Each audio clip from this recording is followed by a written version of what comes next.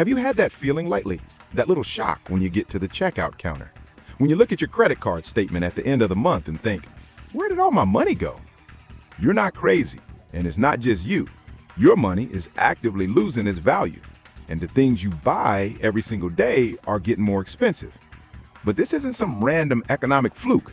This is a result of a high-stakes economic battle being waged from Washington, D.C., a battle between the White House and the guardians of our economy. And your wallet is the battlefield. Today, we're going to pull back the curtain on the single biggest force that's making you poor right now. It's called inflation. And we have brand new numbers hot off the press for June 2025 that paint a disturbing picture. We're going to break down exactly what these numbers mean, who is responsible, and most importantly, what this means for your savings, your mortgage, and your future. Stick with me, because by the end of this video, you will understand the hidden tax you're paying every single day. All right, let's get right into the headline number. On Tuesday, the Bureau of Labor Statistics released the latest Consumer Price Index, or CPI. Now, the CPI is basically the government's official shopping list. It measures the average change over time in the prices paid by urban consumers for a market basket of consumer goods and services. Think of it as the ultimate receipt for America. It tells us how much more or less it costs to live. The Federal Reserve, the central bank of the United States, has a target for inflation. Their magic number is 2%. They believe a steady, predictable 2% inflation is the sweet spot for a healthy, growing economy. It encourages you to spend and invest rather than hoard cash, but is not so high that it erodes your savings. So what was the number for June? The Consumer Price Index rose 2.7% from a year ago. That's the fastest pace we've seen since February. It's up from 2.4% just last month. Now, 2.7% might not sound like a terrifying number. It's just 0.7 percentage points above the Fed's target, right? Well, let's put that into real-world dollars. The average American household spends about $60,000 a year on living expenses. An inflation rate of 2.7% means to buy the exact same things you bought last year, you now need an extra $1,620. That's $135 every single month that has vanished from your budget. That's a car payment. That's your utility bills. That's a week's worth of groceries for a small family. It's not trivial. It's a real, tangible cost. But it gets worse.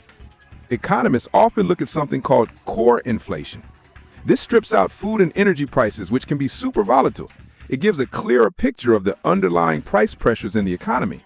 And what did core inflation do? It jumped to 2.9% year over year. This is a big flashing red light. It tells us that the price increases aren't just because of a spike at the gas pump. The price pressure is broad. It's becoming embedded in the economy. So the big question is, why? What is pushing these prices up so aggressively? The answer, according to a growing chorus of economists, lies with a single controversial policy, President Trump's tariffs. Now let's demystify tariffs. It's a concept that gets thrown around a lot, but what is it really? The final paragraph of the original Vietnamese article that inspired this video puts it perfectly. A tariff is a tax. It's a tax the government imposes on companies that import goods into the United States. The idea, in theory, is to make foreign goods more expensive so that American-made goods become more competitive. The government gets more tax revenue, and domestic companies are protected. Sounds good for America, right? But here's the billion-dollar question. The politicians rarely answer. Who really pays that tax? Do you think a massive corporation like Walmart or Target, when faced with a 25% tariff on furniture from China, simply says, "Oh well, I guess our profits will be 25% lower this year"? Of course not. There are businesses. They do what businesses do. They pass that cost on. They raise the price. And who is at the end of that chain? You are. I am. The American consumer. The tariff is a hidden tax collected by the retailer on behalf of the government and paid for by you every time you swipe your card. And for the first time, the June inflation data gives us a crystal clear look at this process in action.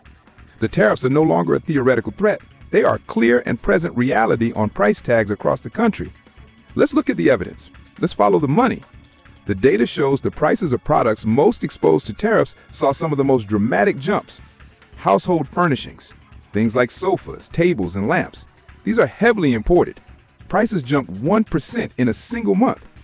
To put that in perspective, for the entire year before this, prices in this category were mostly flat.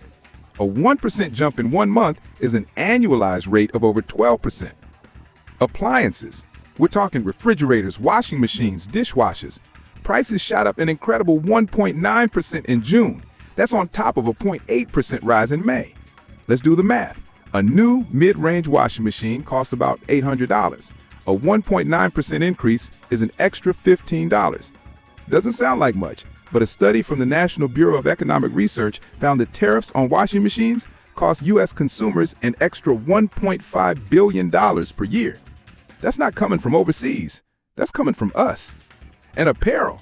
For months, clothing prices were actually falling. It was one of the few areas where consumers were getting a break. Not anymore. In June, apparel prices snapped that trend and increased by 0.4%. Your new shirt, your new pair of jeans, they just got a little bit more expensive, directly thanks to this policy. And it's not just the stuff you buy once in a while, it's the everyday items. Gasoline prices rose 1%. Grocery prices rose 0.3%. Non-alcoholic beverages like soda and juice, they saw the biggest monthly jump of all categories surveyed, up a whopping 1.4%. This is the inflation tax in action. And economists are warning that this is just the beginning. We're only seeing the initial impact. The president has threatened a new wave of tariffs against the European Union and other countries scheduled to hit on August 1st. If that happens, expect these numbers to get even worse. This creates a terrifying dilemma for the one institution designed to protect us from this: the Federal Reserve. Meet the Federal Reserve, or the Fed. Their job sounds simple, but it's incredibly difficult. They have a dual mandate: keep prices stable, that 2% inflation target, and achieve maximum employment. Their main tool to do this is the federal funds rate. Think of interest rates as the gas pedal and the brake for the economy. When the economy is sluggish and unemployment is high, the Fed lowers interest rates. It hits the gas.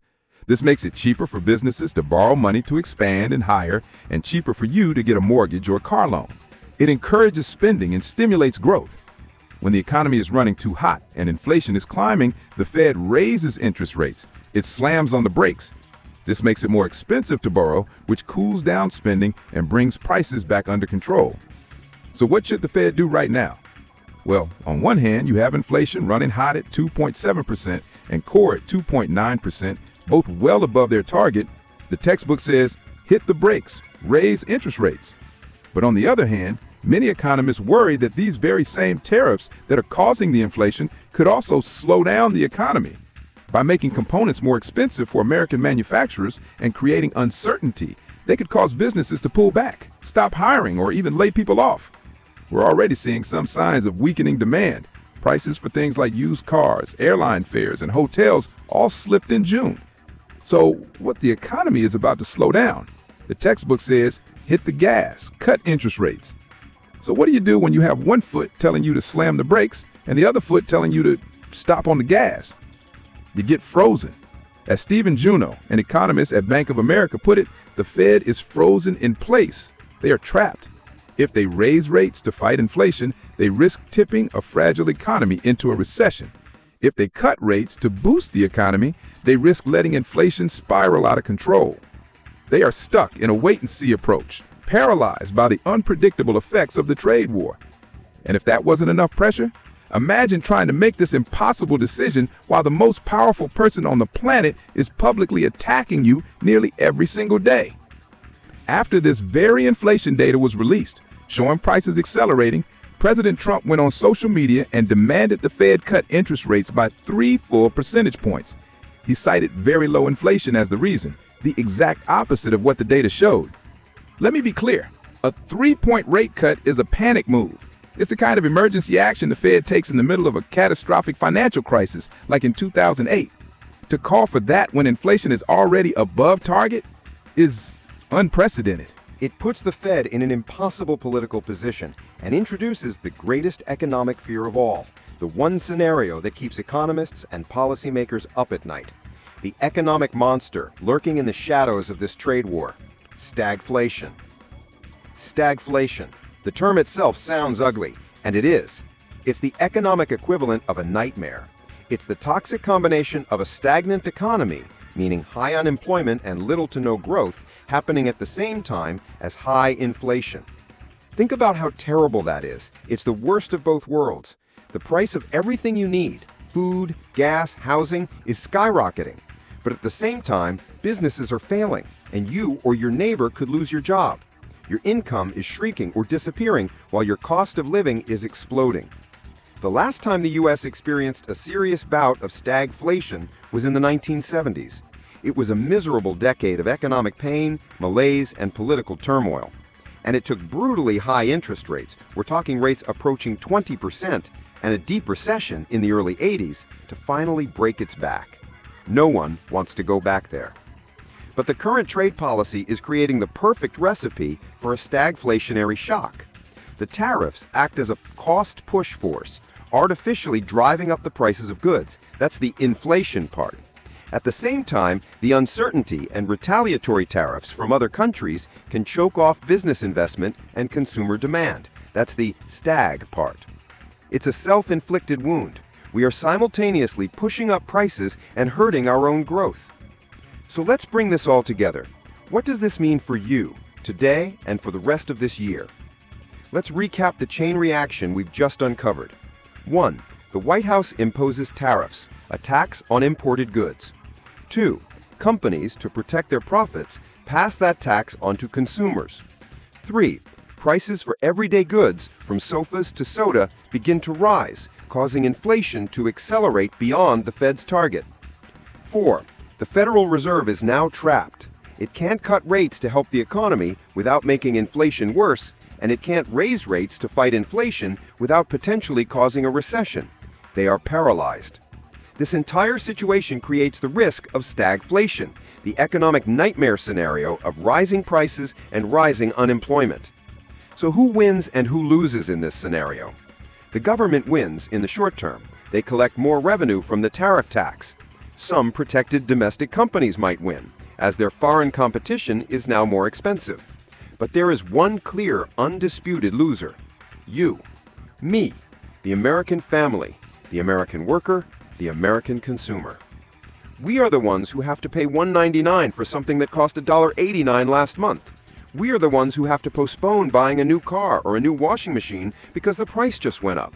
We are the ones whose savings are being devalued by an inflation rate that's climbing higher and higher. We are paying a hidden tax, not to fund roads or schools, but to fund a trade war with unpredictable consequences.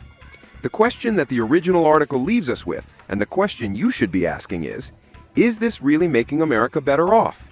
The numbers, so far, suggest a painful answer. This story is far from over. The Fed's next policy decision is on July 30th. The next round of tariffs is scheduled for August 1st.